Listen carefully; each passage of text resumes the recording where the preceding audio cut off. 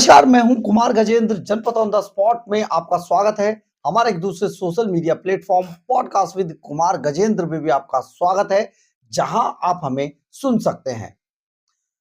Football के बादशाह Lionel Messi के दो प्रोग्राम भारत में हुए। पहला बंगाल के अंदर हुआ, जहां पर कुछ लोगों ने जमकर बवाल काटा और यह दिखाने की कोशिश की कि हम कितने बुरे व्यवहार के लिए जाने जाएं।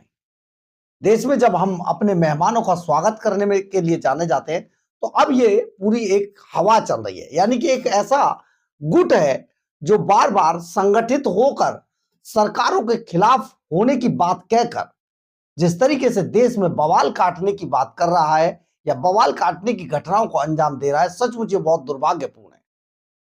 बंगाल के अंदर जो हुआ वो सबने देखा, लेकिन साथ ही यही बवाल बंगाल से चलकर दिल्ली तक पहुंच गया और दिल्ली तक जब पहुंचा, हालांकि उस तरीके से यहां पर कोई बहुत बड़ा कुछ होने नहीं दिया गया। ये सुरक्षा एजेंसियां यहां पर पहले से एक्टिव थी, लेकिन दिल्ली के अरुण जेटली स्टेडियम में मेसी का एक प्रोग्राम था। यहां पर बहुत सारे लोगों को बंगाल की तर्ज पर फिर तैयार किया गया और जब मेसी के प्रोग्राम में दिल्ली की मुख्यमंत्री रेखा गुप्ता पहुंची तो एक्यूआई के नारे लगा दिए गए। अब इस एक्यूआई के नारे लगाकर जिस तरीके से इस पूरे मामले को गरमाने की कोशिश की गई, और क्योंकि इस पूरे प्रोग्राम को, जो मेसी का जो प्रोग्राम है, इसको इंटरनेशनल लेवल पर कवर किया जा रहा था, इसलिए दिखाने के लिए, इंटरनेशनल लेवल पर यह दिखाने के लिए कि यहां पर असुरक्षा का कितना बड़ा माहौल है, इसके लिए बंगाल के बाद दिल्ली में भी वही हाल किया गया। सचमुच ये बेहद दुर्भाग्यपूर्ण था। लेकिन सबसे बड़ी बात यह है, जिस एक्यूआई की बात करके आज सौरभ भारद्वाज बहुत खुश है, यानी कि आम आदमी पार्टी बहुत खुश है, उसके पीछे आखिर राज क्या है? एक बार आप पहले सौरभ भारद्वाज की एक खुशी देखिए कि उन्हें खुश होते हुए कैसे वो अपनी ही पूर्ववर्ती सरकार जो अरविंद केजरीवाल की थी दिल्ली में, उसकी पोल खोल रहे हैं। मतलब नादानी की भी हद है, आप सोचिए जरा। लेकिन पहले ये उनका ये क्लिप देखिए, किस तरीके से खुश हैं, देखिए जरा। तो अरविंद केजरीवाल चाहे जैसे भी थे, अरविंद केजरीवाल और तुम में 3 फर्क थे। पूछ रहे थे क्या है? पहली बात, अरविंद केजरीवाल एक साइंटिफिक टेम्परामेंट के आदमी थे, एक वैज्ञानिक दृष्टिकोण के आदमी थे। उन्हें एक्यूआई कहना भी आता था, एक्यूआई कैसे नापी जाती है ये भी मालूम था, एक्यूआई क्या है ये भी समझ में आता था। साइंटिस्ट हो, इंजीनियर हो, कोई गरीब आदमी हो, कोई अनपढ़ आदमी हो, हर आदमी से बात करना आता था उनको। ये उलझुलूल की बातें नहीं करते थे अरविंद केजरीवाल। आप लोग तो एंटी साइंटिफिक लोग हो, नॉन साइंटिफिक नहीं, आप लोग एंटी साइंटिफिक हो। आप लोगों को विज्ञान से कोई लेना देना ही नहीं है। आपको एक्यूआई और टेम्परेचर में फर्क नहीं मालूम, आप क्या प्रदूषण कम करोगे? पहला फर्क ये था। दूसरा फर्क ये था कि जब लोग अरविंद केजरीवाल से कहते थे कि फला कॉलोनियों के अंदर पानी दो, तो अरविंद केजरीवाल ये नहीं कहते थे कि शीला दीक्षित नहीं करके गई 15 साल के लिए, इसलिए मैं भी नहीं करूंगा। अरविंद केजरीवाल से जब लोग कहते थे यमुना साफ करो, प्रदूषण कम करो, तो अरविंद केजरीवाल ने कभी नहीं कहा कि शीला दीक्षित 10 साल में करके चली गई इसलिए मैं नहीं करूंगा। प्रदूषण उससे पहले भी हुआ करता था, यमुना उससे पहले भी गंदी थी, मगर अरविंद केजरीवाल ने कभी ऐसा नहीं किया। यहां तो ऊपर मोदी जी नेहरू जी का नाम लेके सोच रहे हैं 10 साल निकाल लिए, ये सोच रहे हैं हम 5 साल जो है अरविंद केजरीवाल का नाम लेके निकाल देंगे। ऐसे नहीं चलता। दूसरा फर्क ये है। और तीसरा फर्क ये है, अरविंद केजरीवाल ने कभी एक्यूआई के डेटा में, कभी यमुना की सफाई के डेटा में फर्जीवाड़ा नहीं किया। जो था वो सबके सामने था, उसमें कभी फैब्रिकेशन, फ्रॉड अरविंद केजरीवाल जी ने नहीं किया। आपने देखा होगा ये किस तरीके से खुश होकर बता रहे हैं कि रेखा गुप्ता सरकार फेल है, जबकि दिल्ली की जनता को यह बात अच्छे से पता है, इसीलिए इनका सुपड़ा साफ किया। क्योंकि अभी रेखा गुप्ता सरकार को आए हुए 6 महीने का वक्त भी नहीं हुआ है। ऐसे में बहुत सारी उम्मीद सरकारों से नहीं की जा सकती है, लेकिन अरविंद केजरीवाल 10 साल के अंदर 11 साल में जो दिल्ली को प्रदूषित करके गए हैं, दिल्ली को हर लेवल पर प्रदूषित किया गया, लूटा गया है, उसको 6 महीने में कैसे सुधारा जा सकता है, ये दिल्ली की जनता बहुत अच्छे से समझ रही है। लेकिन शायद सौरभ भारद्वाज अपनी ही सरकार की, जो पहले उस समय पर थी, अरविंद केजरीवाल एंड कंपनी की सरकार की, खुद ही पोल खोल रहे हैं और इतने खुश होकर इन बातों को बता रहे हैं जैसे शायद ये लोग दिल्ली के नहीं हैं।